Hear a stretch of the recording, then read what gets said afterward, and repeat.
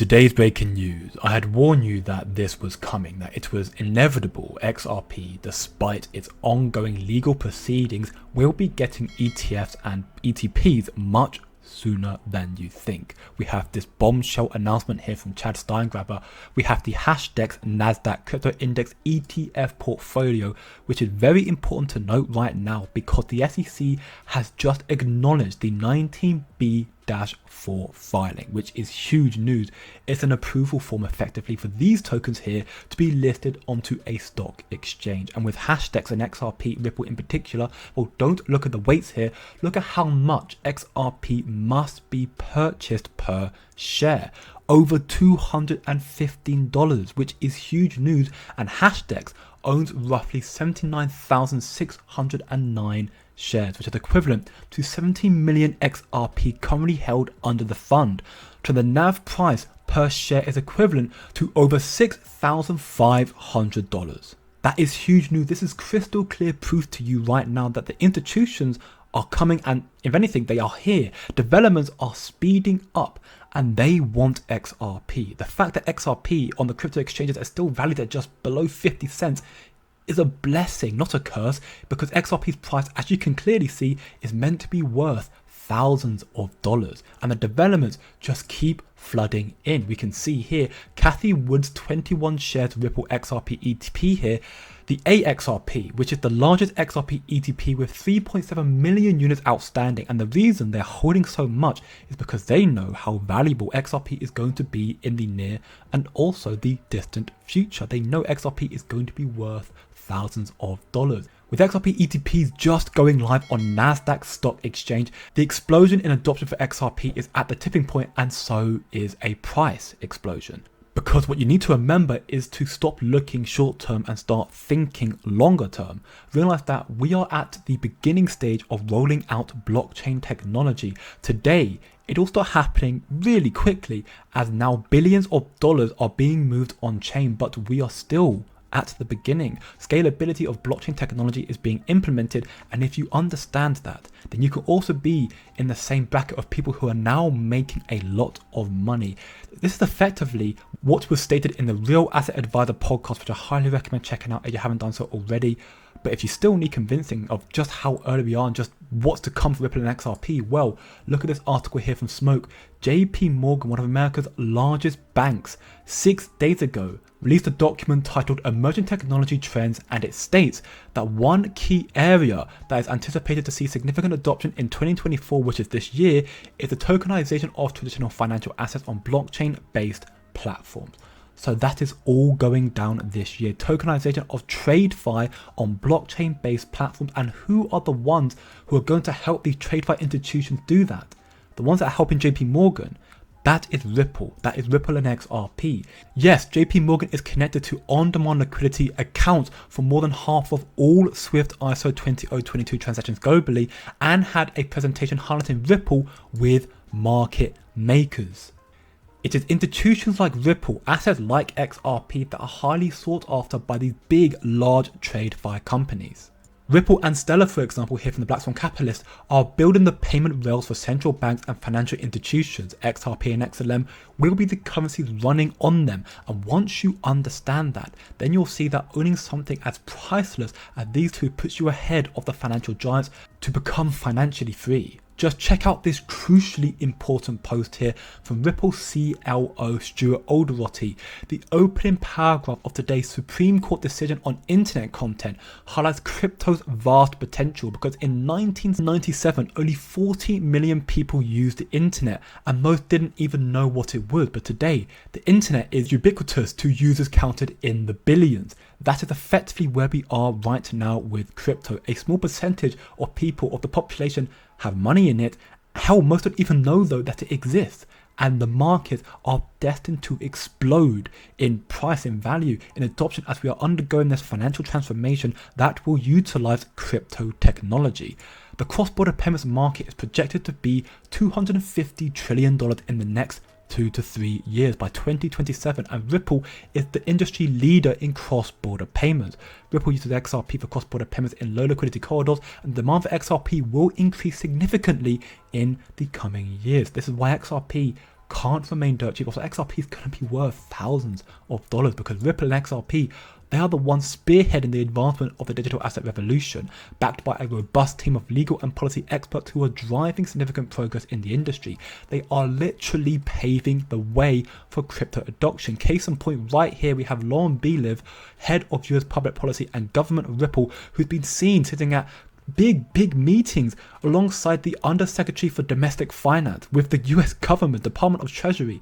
And we've seen this interview just how big this is Ripple and XRP, as they're the ones making the policy for this new revolution. Take a listen. From the corporate perspective, all businesses, no matter if it's a crypto business or any other business, you need operational certainty, you need market certainty, you need to know not just what you're going to be doing this year, but how is it going to affect the bottom line for the next 2 years, 5 years.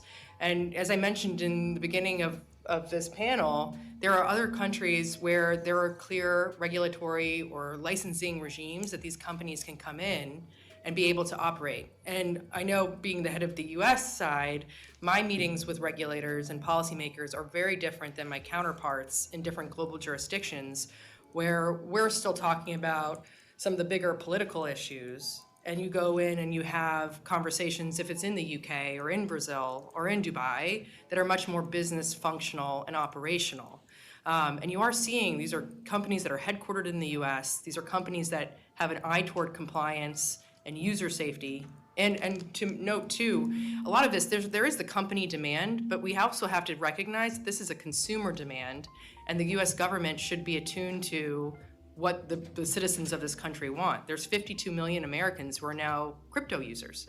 And so there's going to be a demand on their end to make sure that they're dealing with their financial health in a safe and transparent way.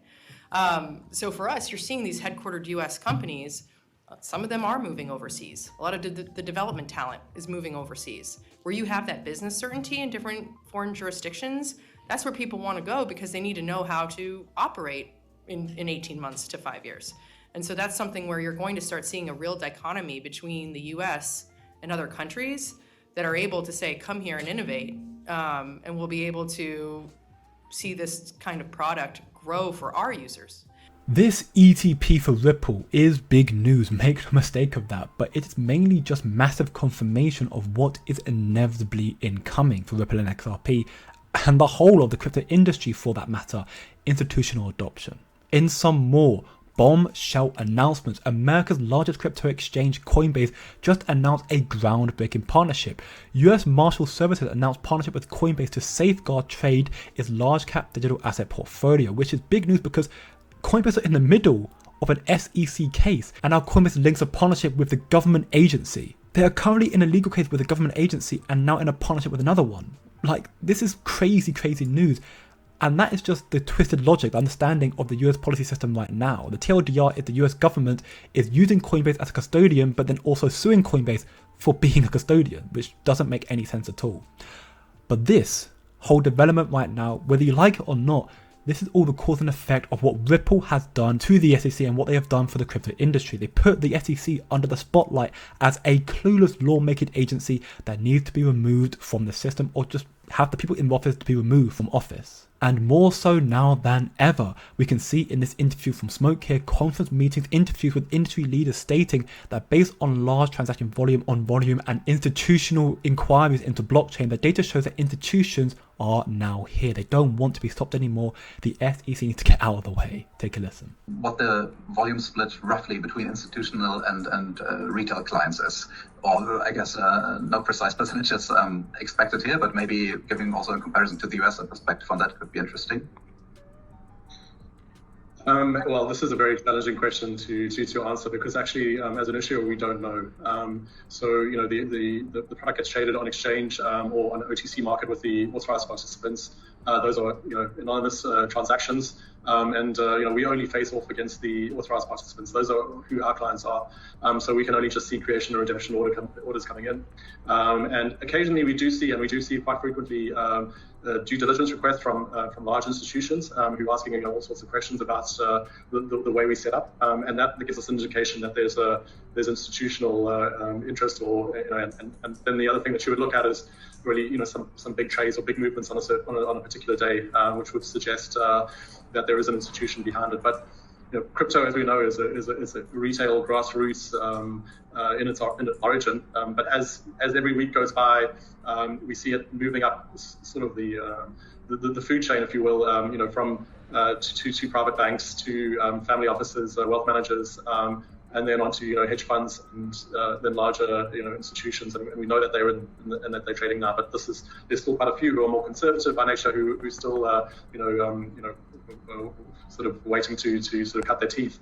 But it's also a great to have a product and an innovative product from Eurex, like this Bitcoin ETN futures. It also allows for a whole other class of investor into the asset class as well. You ever wonder why Circle is the first global stablecoin issuer to comply with MiCA? Well, it's because BlackRock is a really fantastic strategic partnership for Circle, and they are a strategic investor in the company. As Jeremy Lear states in this interview, pay close attention. BlackRock is a really fantastic strategic partner for Circle. They're a strategic investor in the company. We partnered closely with them to build this reserve model where we have the most transparent, auditable, kind of publicly visible reserve model for a stablecoin in the world. We've done that together with BlackRock, and that brings great liquidity, transparency, regulatory compliance, other things to USDC reserves. And I think we were really excited when we started the partnership a couple of years ago, because the leadership of BlackRock, Larry Fink, Rob Capito, others in the firm, right, and the digital assets team, they had a big vision for where this could go. And we were excited to be able to partner with them. And I think this idea of tokenization, which is something that we've all talked about for a long time, I've been talking about it since 2017. This set of ideas to have the largest asset manager in the world, to have one of the largest asset issuers in the world, literally say, we are going to take one of the most fundamental products that we have, which is sort of a government money market fund, and build a tokenized version of that. Super exciting. So our role in that is small, which is that we want to ensure that if people are redeeming the fund, that they can transfer using USDC as a way to do that. And it's interesting, you've seen just in the last several weeks, Franklin Templeton, which is doing this with their Benji token, using USDC as a way to create and redeem that. You're seeing a lot of the other like RWAs that are on-chain T-bills and so on, all using USDC as a way to kind of get an out. You're going to see more of that. So we think it's a great use case. Partnering with BlackRock has been tremendous. And certainly we hope to be able to continue to collaborate with them a lot more in the future too. This is evidently massive news, and as you should know, BlackRock never loses. They know what they're doing.